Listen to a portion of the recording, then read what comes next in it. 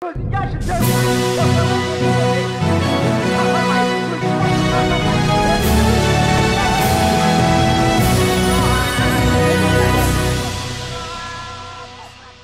alaikum, Аққалпақ Қырғыз жұртшылығы.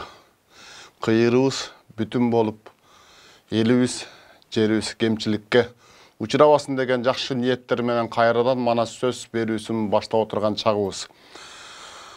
Аламды ала салдырған аламаттуу апатка жараша айрым эфирлерибиз кайталанып кетти, анын үчүн кечирим сурайбыз.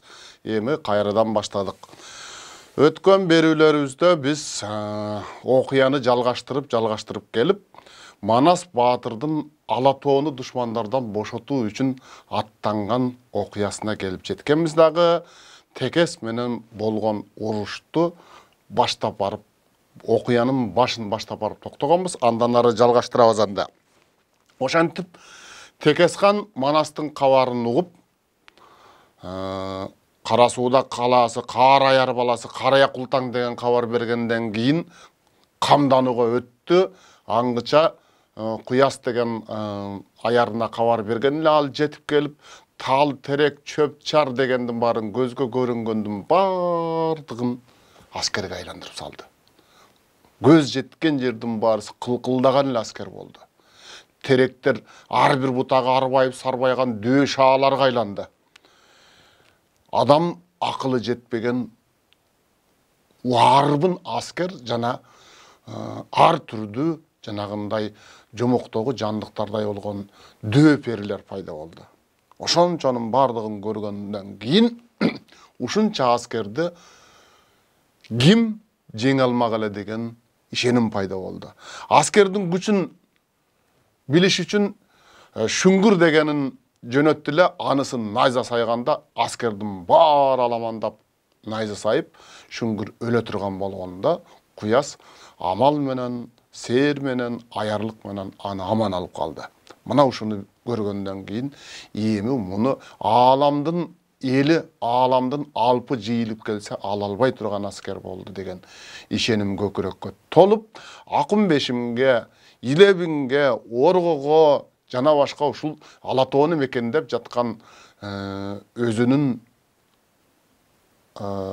санаалаштарына, өзүнүн мыкты хандарына, бектерине кабар бербестен Текес бейгапар, бейгам жатып калды. Эч нерсе болбойт деген ойдо болуп калды. Ошондон көп өтпөй 4-чү күн дегенде 630 000 колду баштап, бул колго бул жолу Айдар хан башчылык кылып, хандык кылып, тагыраак айтканда Манас баштаган аскер бул жерге терс маягы тагыраагы бүгүнкү күндөгү Текеске жетип келди. Айлананы каптаган аскерди көрүп, алар да таң калды. Айласы кетишти. Айласы кеткендер аскерди баштап келген Айдар ханга барып иштин жайын түшүндүрүштү. Айдар хан жанына Кайып канды, Мунар канды, Чалыбайды, Абдылданы, Кутубийди, Тас Чеченди, Үрбүнүн атасы Үрбүнүн өзүн, Каракожону, Мажикти, Чаликти алып, эл башкарып, журт билгендер менен чогулуп алып, Манастын алдына келип, иштин жайын түшүндүрүп берди. Камданып келген 600 000 аскер ушунча колдун алдында 6 кишиче болбой калды. Эми кандай кылабыз? Ушунча арбын колду жыйып алган экен. Булар менен урушканда баары бир түт келбейбиз.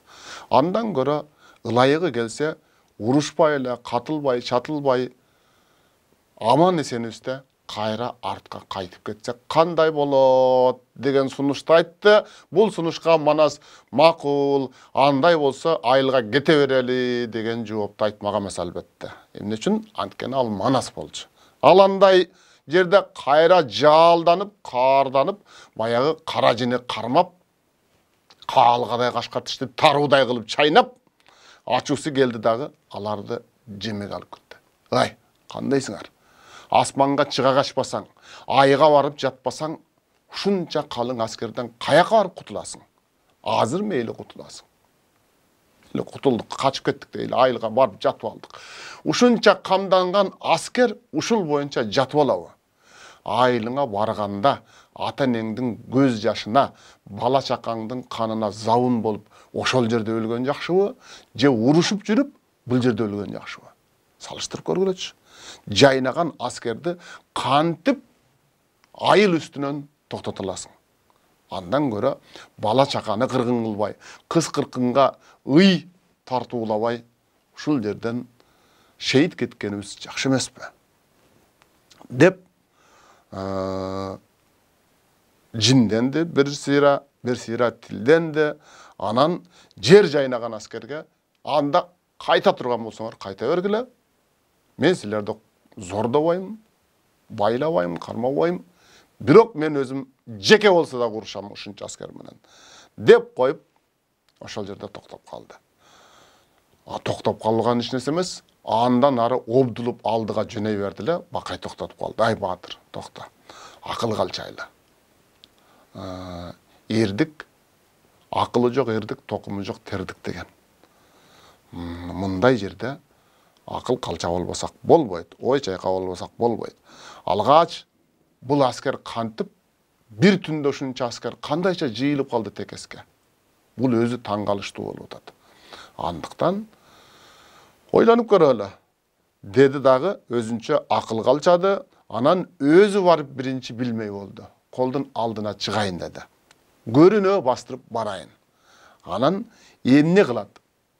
Ушунча аскер кандай мамиле жасайт, ошого жараша иш кылабыз. Кокус качырып келе турган болсо, мени качырып сала бере турган болсо, өзүң камдуу буйгат жерде буктурмада туруптур. Кокус каптап кармап ала турган болуп калса, ажыратып аласың деп экөө кеңешип, калганы артка кайткан, аскерге бармак болуп да, өз аскерине кайткан болчу калган акылдашкандар. Ал эми Бакай менен Манас ошентип жоонун каптаган калың аскердин кашына бара турган болуп калышты. Манас чуңкурчада жашынып турду. Бул учурда Бакай 30 жашта болчу болгону. Ошол 30 жаштагы Бакай Сарычукту айланып өтүп, Мойылды деген белден аскерге көрүнө атчам бастырып чыкты. Анткен менен ошончо калың аскер Бакайды карап обдулуп да койгон жок, сүрөттөй болуп катып турат. Ай ушул жөн болгон жок. Ушул амал иш окшойт деп ойлонгон Бакай жарым бута жакын барып калганда колуна найзаны ала калды эле. Ошончо калың аскер жапырт Бакайды кайталап колуна найза алды. Кантет капыр дейди. Кантет капыр деп кыйкырганда калың аскер жапырт кантет капыр деп дуң этип ошол үндөр жарылып кетти. Кайталанды.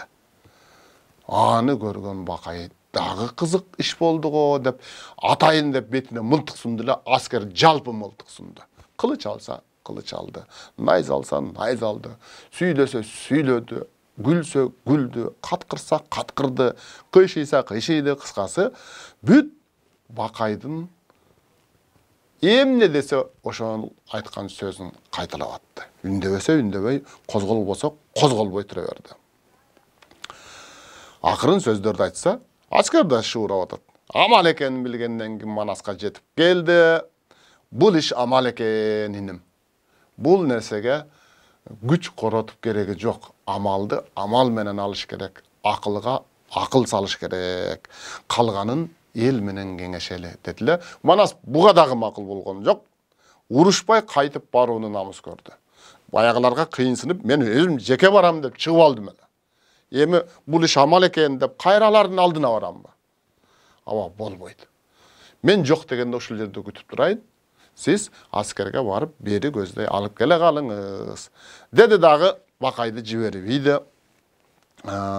Анан Бакай кайрылып келгенче Манас Манастыгын карматып чыдабай кетти. Ушунча аскерге келип алып, маңдайына чыгып алып, анан бир ок атпай кантип кетем деп ойлонду дагы.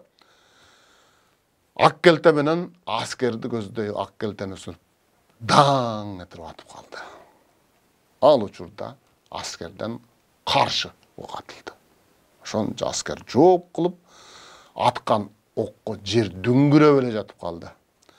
Баягы жалгыз кеткен Манас дагы бир балекет калыба салып ийген экен деп asker ашығыш аттанып жетіп келді. Жолдан аға бақай кезігіп, дайынын ұғып Манасқа келішті. Манасқа келсе, Манастың көзі көрбей қалған екен. Жаңағы түтінге, оқтың түтініне көзі көрбей қалған екен. Бақай абдан жемеледі, аңқолық қыласың, сауырың жоқ, мен айтпадым біле күтіп тұр деп жемеледі де, Манас күнөлі болып шылқиып тұрып қалды. Емі, аның көзі ашылауы, ашылбайбы, емкісі қандай қызық іштерге душар болады. Бұл жөнінде келеркі беруізде кеп қылауыз. Аға чейін аманшылықта кезігелі. Ассаламу алейкум ва рахматуллахи ва баракатух.